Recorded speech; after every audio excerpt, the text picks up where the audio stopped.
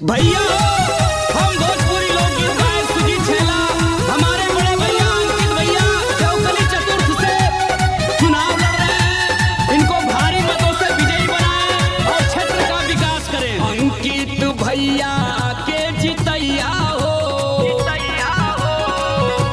अंकित भैया के जितैया हो, जिला पंचायत के चुनाव में अंकित भैया के जितैया हो, जिला पंचायत के चुनाव में। याद रहे बात ना भूलैया हो, याद रहे बात ना भूलैया हो, जिला पंचायत के चुनाव में अंकित भैया के जितैया हो, जिला पंचायत के चुनाव में। अंकित भैया जिंदाबाद जिंदाबाद जिंदाबाद, अंकित भैया जिंदाबाद जिंदाबाद जिंदाबाद। क्यों पड़े हो चक्कर में, कोई नहीं है टक्कर में, क्यों पड़े हो चक्कर में, कोई नहीं है टक्कर में। अंकित भैया जिंदाबाद जिंदाबाद जिंदाबाद। तब पोलिंग बूथ पे जाके वोट दिया मोहर लगा के, जिला पंचायत जितैया अपने अंकित भैया के, अपने अंकित भैया के।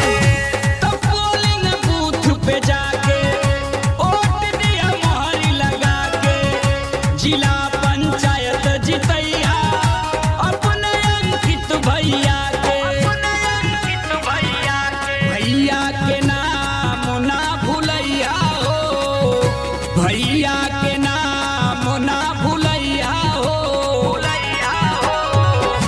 भैया के नाम ना भूलैया हो, जिला पंचायत के चुनाव में अंकित भैया के जितैया हो, जिला पंचायत के चुनाव में।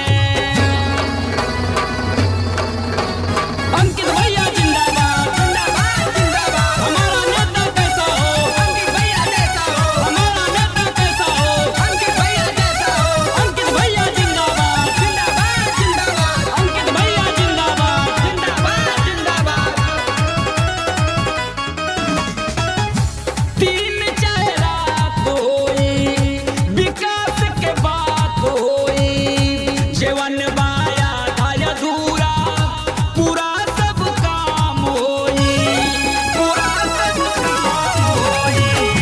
तीन चेहरा होई, विकास के बात होई, जीवन माया था अधूरा, पूरा सब काम होई, पूरा सब काम होई। करमठ सिपाही के जितैया हो, करमठ सिपाही के जितैया हो, जितैया हो। करमठ सिपाही के जितैया हो, जिला पंचायत के चुनाव में अंकित भैया के जितैया हो, जिला पंचायत के चुनाव में।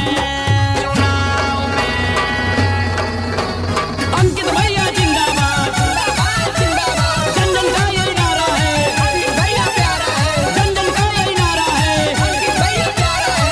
अंकित भैया जिंदाबाद जिंदाबाद जिंदाबाद, अंकित भैया जिंदाबाद जिंदाबाद जिंदाबाद।